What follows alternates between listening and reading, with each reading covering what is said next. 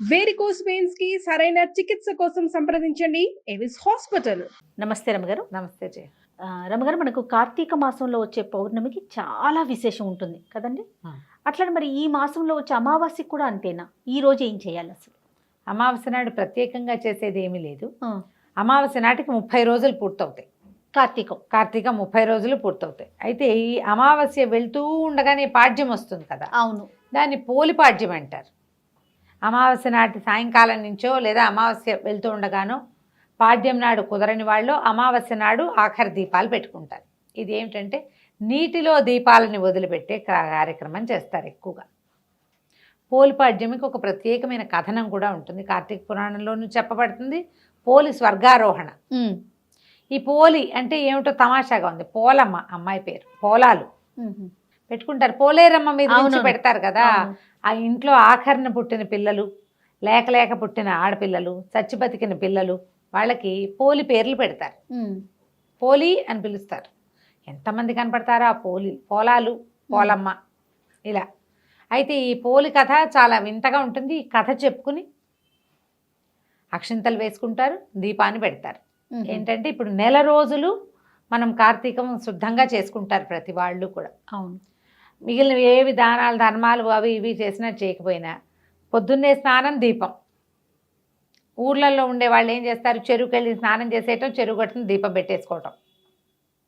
వెళ్ళేటప్పుడే పట్టుకెళ్ళిపోతారు వస్తువులు, నూనె, దీపం, ప్రమిదలు, ఒత్తులు పట్టుకెళ్ళిపోతారు. దేవాలయాలు ఏవైనా చెరువు గట్టునే ఉంటే స్నానం చేసేయటం, ఆ తడి బట్టలు పెడిచేసుకుని సూర్యుడికి అర్ఘ్యం ఇచ్చేసుకుని దండం పెట్టేది. అర్ఘ్యాలు ఇంకా సూర్యోదయం కాదు, ఓ దండం పెడతారు రాని సూర్యుడికి, దీపం పెట్టేసుకుంటారు ఆడవాళ్ళు. మగవాళ్ళు అయితే సంధ్యావందనాది కార్యక్రమాలు చెరువు గట్టునో నదీ తీరానో అలాగే చేసుకునేవాళ్ళు. బావి దగ్గర స్నానం చేసి వచ్చే దారిలో ఉన్న దేవాలయంలో దీపం పెట్టి వచ్చేసే పద్ధతి కూడా కనపడుతుంది. ఈ ఊళ్ళల్లో చిన్న చిన్న పల్లెల్లో దేవాలయాలు అవి లేని వాళ్ళు ఏం చేసేవాళ్ళు, సమీపంలో ఉన్న నదీ తీరాలకు వెళ్ళిపోయేవాళ్ళు. వెళ్ళక్కడ నివసించి నెల రోజులు దీపం పెట్టుకొచ్చేవాళ్ళు. తెల్లవారుజామునే 4-3 గంటలకల్లా బయలుదేరి వెళ్ళిపోయి అప్పుడు ఏముంది 6ంటికి పడుకునేవాళ్ళు. సాయంత్రం 3ంటికి లేవడం ఏమీ కష్టం కాదు. అవునవును. ఈ వెళ్ళిపోయి 3 గంటలకల్లా వెళ్ళటము, స్నానం చేయటము, దీపారాధన చేసుకోవటం, తెల్లవారేసరికల్లా మళ్ళీ ఊళ్ళోకి వచ్చేసేయటం. దూరంగా ఉన్న నదీ తీరాలకు కూడా ఇలాగే వెళ్ళేవాళ్ళు. తీర్థాలకు వెళ్ళటం ఇదొక విధానంగా వెళ్తుంది. ఇప్పుడు కూడా మనం అలాగే ఇంచుమించుగా చేస్తున్నాం. మనకేంటంటే జనాభా పెరిగారు, జనావాసాలు పెరిగిపోయినాయి. ఈ నదీ నదాలు, చెరువులు, జామలు మనకేమీ లేవు. చెరువులో స్నానం చేస్తే ఏదో పిచ్చెక్కినట్టు ఉంటుంది. స్విమ్మింగ్ పూల్లోనూ వాటిలోనూ స్నానాలు చేయలేం కదా. భూ సంబంధమైన జలాలు కావు అవి, ప్రాక్టికల్ కుదరదు కదా. కాబట్టి మనకు పుష్కలంగా స్విమ్మింగ్ పూల్స్ ఉన్నప్పటికీ మన ఊళ్ళల్లో కుదరదు. అవును. ఏదో ఇంట్లోనే స్నానం చేస్తాం, కుదిరితే ఏదైనా ఒక్కరోజు వెళ్ళి ఏ నదిలోనో ఏ చెరువులోనో చేస్తాం. ఇలా 30 రోజులు చేశాక, 30 అంటే రోజులకి 30 చెప్తాం. తిథులు అవో 15 తిథులు, ఇవో 15 తిథులు.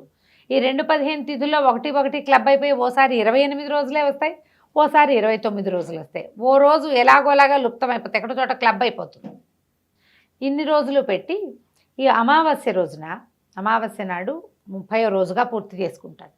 చేసుకుని అమావాస్య నాడు సాగనంపకుండా పోలి స్వర్గారోహణ పాడ్యమి నాడు చేస్తారు. పాడ్యమి నాడు ఏం చేస్తారు, ఇట్లా తెల్లవారుజామునే, అదే లాస్ట్ దీపం. మన అరటి డిప్పలు దొరుకుతాయి కదా, అరటి డిప్పకి చిన్న చిన్న హోల్స్ చేసి, ఆ హోల్స్ చేయడం కూడా మా చిన్నప్పుడైతే నాకు తెలిసి ఈ మందు సీసాలు ఉండేవి చూడు, బాటిల్స్, టానిక్సే బాటిల్స్, వాటికి మూతలు రేకు మూత కదా, ఆ రేకు మూత ఇలా గుచ్చి ఇట్లా తిప్పితే ఆ డిప్ప ఊడొస్తుంది. అందులో ఆవు నేతిలో ముంచిన ఒత్తిని అందులో వేసి వెలిగించి నీళ్ళల్లో వదిలిపెడతారు. అవును, నీటిలో వదిలిపెడతారు. దీపాలని వదిలిపెట్టి మళ్ళీ వచ్చే సంవత్సరం మళ్ళీ కార్తీక దీపాలు పెట్టుకుంటామని అంతవరకు పోయి రమ్మని అమ్మవారిని దీపలక్ష్మిని సాగనంపుతారు. పెద్ద పూజా విధానంగా ఏం చెయ్యరు. ఇంట్లో దీపం పెట్టుకోవటం, ఇది పసుపు బొట్టు పెట్టి అరటి డిప్పలకి దొప్పల్లో దీపాలు పెడతారు. ఈ గంగలోనూ అక్కడ కనపడుతూ ఉంటాయి మనకి నదీ తీరాల్లో, గోదావరి నదీ తీరాల దీపాలు వెళ్తూ కనిపిస్తాయి. అరటి డిప్పల్లో చేస్తారు. ఇంత తట్టు మన రైతు బజార్ల నిండా అరటి డిప్పలు దొరుకుతున్నాయి ఇప్పుడు. మనకి ఇక్కడ నీళ్లు లేవుగా, ఏం చేస్తాం, అందుకని మనం ఒక టబ్బులో వదిలిపెడతాం. దాని నియమం ఏమిటి, అమావాస్యతో నాడు తెల్లవారుజామున దీపాలు కనిపించడం, వెలుగు. ఈ దీపాల వెలుగులో మన పితరులు ప్రయాణం చేస్తారు. ఇలాంటి దీపం మనం ముందు పెట్టాం. అది ఎప్పుడు నరక చతుర్దశి రోజున, అవును సరిగ్గా నెల క్రితం కదా. అవును, దీపావళి అవును. అమావాస్యకి పెట్టామా, అవును దీపావళి అమావాస్య తర్వాత అక్కడి నుంచి నెల రోజులు చేసాం చూడు, అలాంటివే యమ దీపాలు ఇవి. ఇప్పుడు మన కార్తీకంలో 2 విశేషమైనవి చెప్తారు. జ్వాలా తోరణం ఒకటి చాలా అద్భుతమైందని చెప్తారు.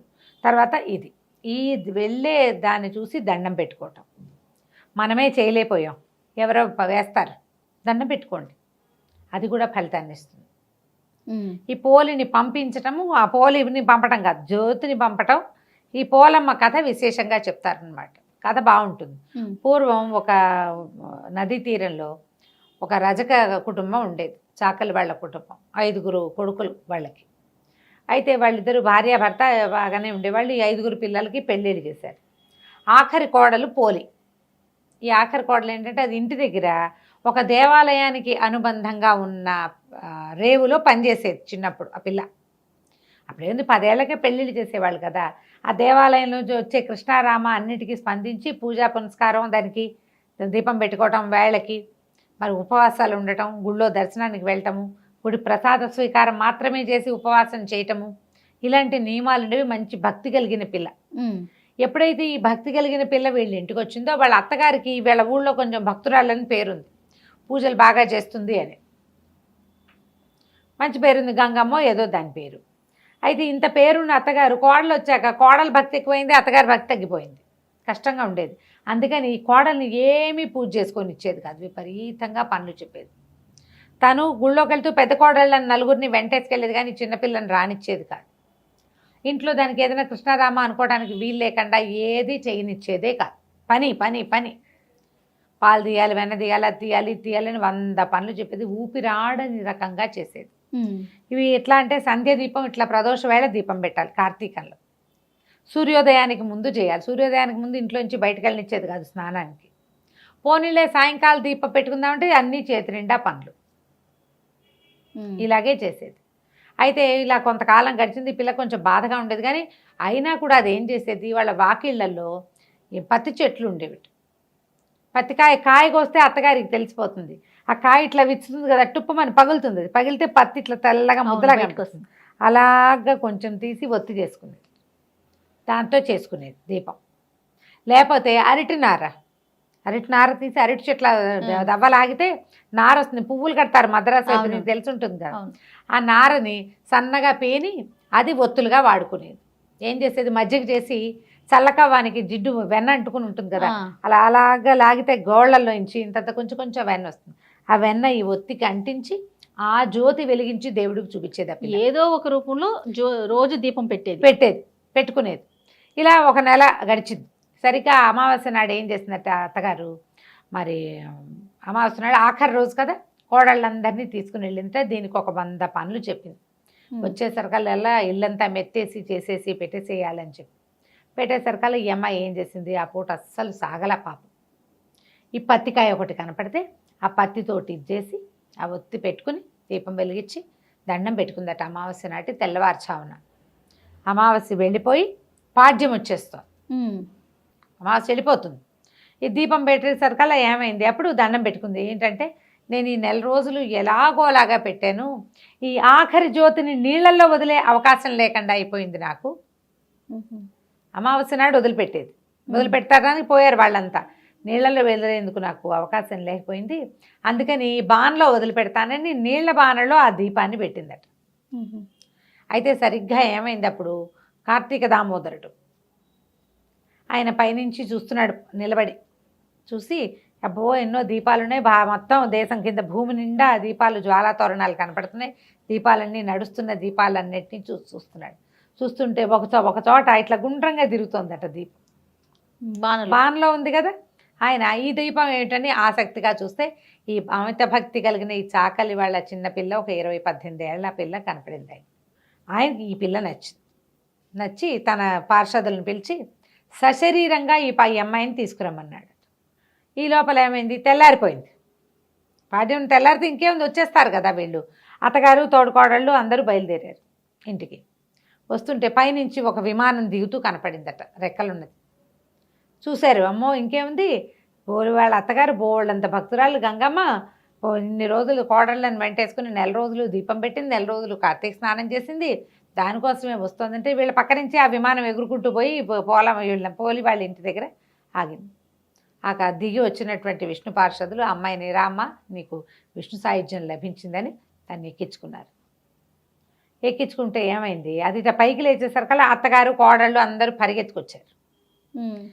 దీనికి స్వర్గం వచ్చేస్తోంది మనకు రావట్లేదని అయితే కాళ్ళు వేళ్లాడేసుకుని ఒక కొసకి కూర్చుని ఉన్న ఈ పోలి కాళ్ళు పట్టేసుకుంది అత్తగారు. ఆ అమ్మాయికి దేవుడు ఏవో కథలు తెలుసు కానీ ఈ స్వర్గాలు ఆరోహణలు తర్వాత విమానాలు వాటిలో కూర్చోటాలు దానికి ఏం తెలుసు. అందరు పెద్ద మగవాళ్ళు ఉన్నారని సిగ్గుపడి ఒక కొస కూర్చుని కాళ్ళు వేళ్లాడేసుకుని స్తంభం పక్కన కూర్చుంది. ఆ వేళ్లాడేసుకున్న కాళ్ళని పట్టేసుకుంది అత్తగారు. అత్తగారి కోడళ్ళు పెద్ద కోడలు కాళ్ళని చిన్న కోడలు అలా వరుసగా ఒకళ్ళ కోళ్ళు అక్కడ పుచ్చుకుని మొత్తం ఐదుగురు కోడళ్ళు వీటి అత్తగారు వేళ్లాడుతూ ఉన్నారు పైన.